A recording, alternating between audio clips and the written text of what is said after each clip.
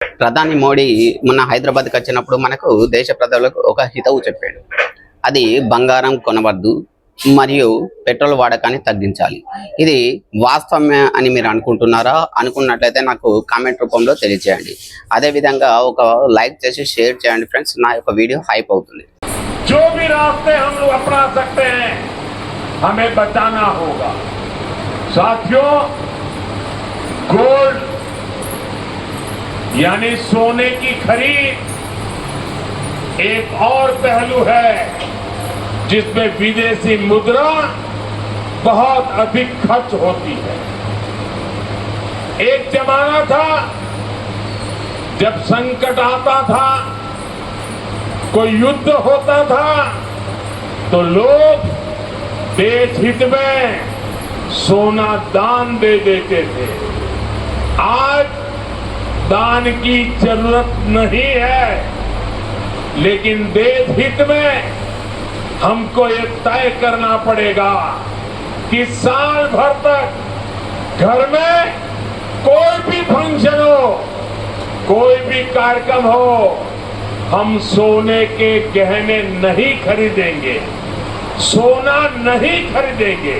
దానికి మీకు సపోర్ట్ అవసరమని నేను కోరుకుంటున్నాను. అదే విధంగా మోడీ మొన్న 10 సూత్రాలు హైదరాబాద్ లోకి వచ్చినప్పుడు 10 సూత్రాలు చెప్పాను. అందులో ఒకటి హైగా డిమాండ్ ఉన్నటువంటి బంగారం గురించి, అదే విధంగా పెట్రోల్ గురించి చెప్పడం జరిగింది. కానీ మనము బంగారం ఎందుకు కొనద్దు, పెట్రోల్ వాడకాన్ని ఎందుకు తగ్గించాలి అనే దాని గురించి ఒకసారి మనమే విచక్షణ చేయాలి. ఏంది, బంగారం అనేది వేరే దేశం నుంచి మనకు ఇంపోర్ట్ అవుతుంది. అదే విధంగా మనం కొనడం వల్ల విదేశీ మారక ద్రవ్యం పెరిగిపోతుంది.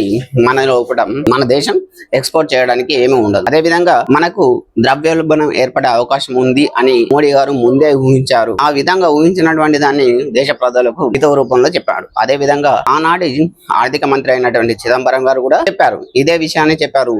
అంటే మన్మోహన్ సింగ్ గాని ఎవరు చెప్పినా మనం బంగారం వాడద్దనే చెప్పారు. కానీ ఇక్కడ మోడీ గారు బంగారం తక్కువ వాడండి, కొనుగోలు తగ్గించండి అని చెప్పడం జరిగింది. అంటే దేశ ప్రజలకు ఎంత సాఫ్ట్ గా మెసేజ్ పంపారో ఒక్కసారి ఆలోచించండి.